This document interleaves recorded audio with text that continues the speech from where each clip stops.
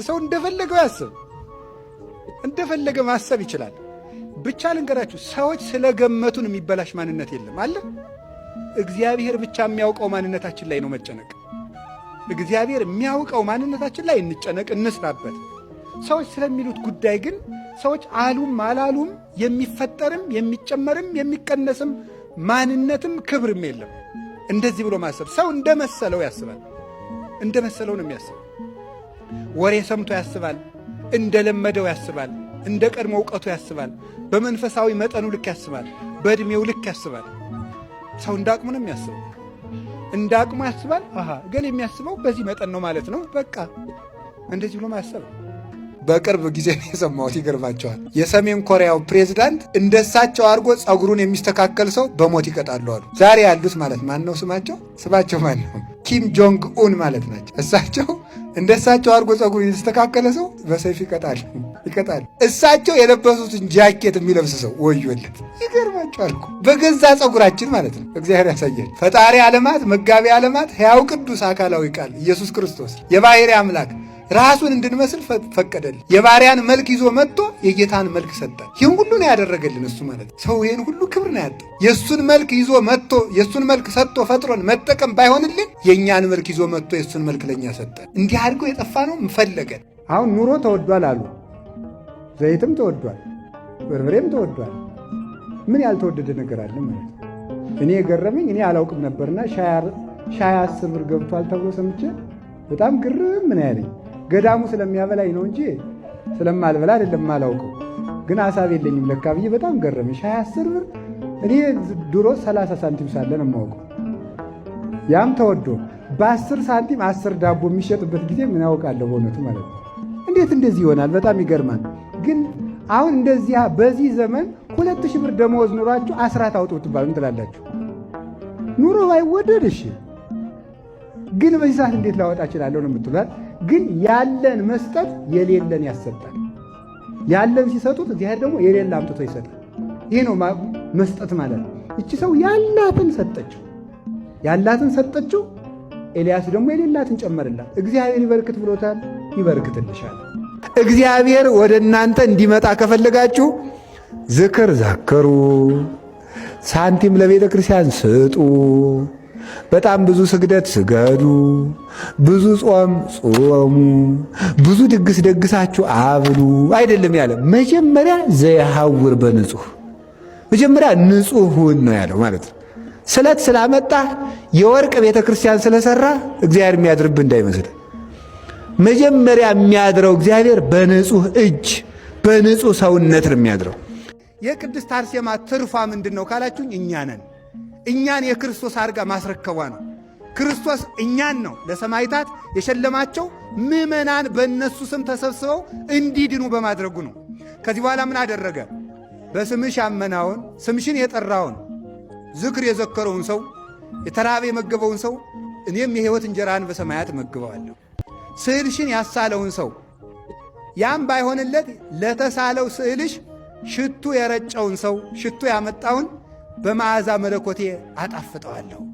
መጽሐፍሽን የጻፈውን ያጻፈውን ስሙን በሕይወት መጽሐፍ እጽፍለታለሁ። ያም ባይሆን ያነበበውን ያም ባይሆንለት ሲነበብ የሰማውን የተረጎመውን መተርጎም ባይሆንለት ሲተረጎም የሰማውን ሁሉ የሕይወት ቃል አሰማልሻለሁ።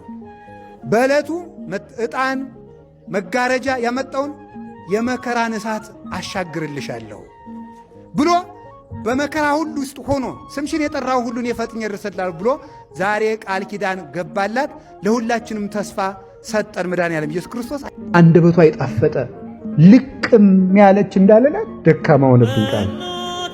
መንገዷ ሁሉ ያማረ እኮ ነው፣ ውበት እኮ ነው። ብትከተላት እኮ ወስዳ ከሕይወት እንጀራ የምታደርሰው ብትከተላት ወደ ትንሣኤ የምታደርሰው ልጇ መርታም። እስቲ ኮከቡን እየተከተልክ ማርያም ወዳለችበት ሂድ።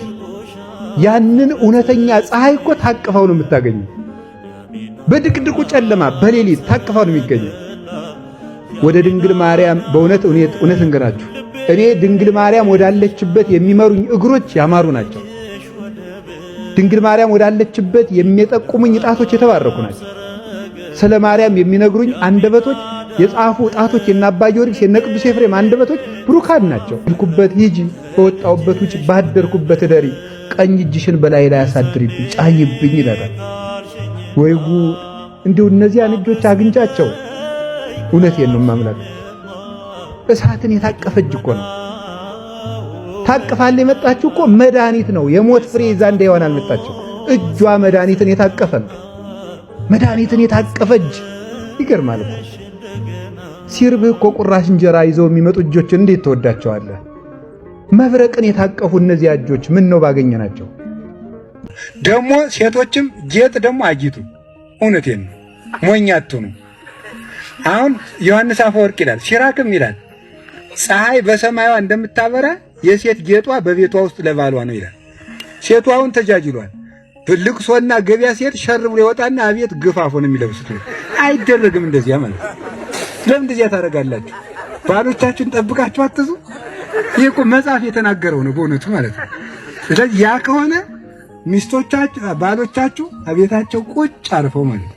ይሄን ማድረግ ማብላት፣ ግንባርን አለመቋጠር ይሁን ማለት ፊተ ቋጣራ ግንባረ ሸካራ አትሁን ነው የሚለው መጽሐፉ ማለት ነው። ወንድ ልጅ የሚፈልገው ልዝብ ንግግር ነው ማለት ነው። ደረቅ አትሁኑ። ነገር ዝም ብላችሁ መመለስ ከላይ ከነዝናዛ ሴት ጋር ከምትኖር ከአራስ ነብር ጋር ብትኖር ይሻላል ይላል ሲራክ። ይህ በእውነቱ ነውር ነው ማለት ጨቅጫቃ አትሁኑ። ቀኑ ባይመሽ የሚወድ ዝናብ ባይጥል የሚወድ ማን ይመስላችኋል? ቀኑ ባይመሽ የሚወድ ነዝናዛ ሚስት ያለችው ነው። ዝናብ ባይጥል የሚወድ የሚያፈስ ቤት ያለው ሰው ነው። ስለዚህ እንደዚያ ስለሆነ አትነዛነዙ ነው። ሌላው ደግሞ እየሰማችሁኝ ነው። ባልና ሚስት ራስና አካል ናቸው። ባል ራስ ነው፣ ሚስት ምንድን ናት? አካል ናት ማለት ነው። ራስ ነው ማለት ክርስቶስ የቤተ ክርስቲያን ምንድን ነው? ራስ ነው። አንዱ የበላይ ነው። ምስጢሩ ግን ምን ይመስላችኋል? አሁን ለአካላት ሁሉ የሚታመም ማን ነው? ራስ ነው። አሁን እጄን አያርግብኝና ጥፍር መጥምጥ ይዘኝ እንቅልፍ አጣለሁ። እንቅልፍ ሳጣ ምን ያመኛል? ራሴን ያመኛልና ባል ማለት የቤተሰቡን ሕማም የሚሸከም ማለት ነው። የቤተሰቡን ሕማም የሚሸከም ነው፣ የሚያስብ ማለት ነው። ሚስት ደግሞ አካል ናት ማለት ደግሞ ደም የሚረጭለት ደግሞ ለራስ ከየት ነው? ከታች ነው። ሕይወቱ የምትሆን ማለት የምታስብለት ማለት ነው። እነገሌን እንደው ሐሙስ ድግስ እንጥራቸው ብዬ ነበር ሲላል እኔም ልልህ ነበር የምትል ማለት ነው። ታደርገዋለህ የማትል እንግዳ ሲመጣ ወጣ ጎረቤት የማጠፋ እንደዚህ ያለችው ማለት ነው። ሰምታችኋል አይደል? ይሄ ነው። እና ተፈጥሮን ለይቶ ማወቅ ይገባል። እና ደግሞ አንዳንድ ሰዎች እንደሚሉት ሴቱ ወግ ይወዳል፣ ወንዱ ደግሞ ሲከፋው ዝም ማለት ነው የሚፈልግ። ይህንም ለይታችሁ ወቁ። እውነቴን ነው ማለት ዝም ማለት ሴቱ የሚፈልግ ምንድነው? ተወያይታ መፍታት ነው። እንደዚህ ሁኜ እንደዚህ ሁኜ ምን ሆነሃል? ዝም በይ ይኸውላችሁ። እንደዚህ ስትለው እሱ ስለከፋው ወንድ ልጅ የሚያርፈው ዝም ብሎ ሲጨንቀው ነው የሚያወጋ። እሷ ደግሞ ንቆይ ነው የሚመስላት። ይህ ሁሉ ተፈጥሮን አለማወቅ። ካላወቃችሁ አታግቡ። አገባችሁ ደግሞ ይህንን አውቃችሁ ነው ማግባት ማለት ነው። ከሰው ጋር እንደምትኖሩም አትርሱት። ድሮ የራስን አመል ተይዞ ነው የሚኖረው አይደል? የራስን አመል። አሁን እኮ የሰው ጠባይ ጭምር ይዞ መኖር ነው ማግባት ማለት ነው። በጣም ብዙ ሰው ከቤተክርስቲያን እያራቀ ያለው፣ በጣም ብዙ ሰው ከእግዚአብሔር እያራቀ ያለው በየቀኑ እያደረገ ያለው ኃጢአት ስለሚያሸምቀው ሰው ነህ፣ ደካማ ነህ። ቅዱሳን ሰዎች እጅግ ድንቅ ንግግር አለው። መውደቅ አዳማዊ ነው፣ ከወደቁበት አለመነሳት ግን ዲያብሎሳዊ ነው። አዳምም ዲያብሎስም የሰሩት ኃጢአት ተመሳሳይ ነው። አዳምም አምላክ መሆን የፈለገው ዲያብሎስም አምላክ ነው። ሁለቱም ወደቁ። ጉዳዩ የመነሳት ነው። እግዚአብሔር ከመነሳት እንጂ ከመውደቅ ጋር ምንም ታሪክ የለም። ለምን ወደቅ አይልም። እግዚአብሔር ማረኝ ካላልኮ ሊመራ አይችልም። ምክንያቱም ነጻ ፍቃድ ስለሰጠን። አስገድዶ አስጨንቆ የሚገዛ እግዚአብሔር የለም። እዚህ ቅድም እንዳልነው ያቺ ከእግዚአብሔር እያረቀች ያለችውን ኃጢአት ይዛሃትና እግዚአብሔር ሰሪ እንደራርገ በቃ እጅህን ስጠው። በራስህ ታግለሃል፣ አይተኸዋል፣ አላሸነፍክም። ብዙ ነገሮች ሞክረናል። ሰርች ራሱ አድርገን ሃው ቱ ስቶፕ ብለም ሰርች ታደርግ ትችላለህ። ግን ጹም፣ ጸልይ፣ ንስሐ ግባ፣ ወደ እግዚአብሔር ተመለስ። እንደሚያድንህ ቃል ገብቷል። እግዚአብሔር ደግሞ ያድነናል።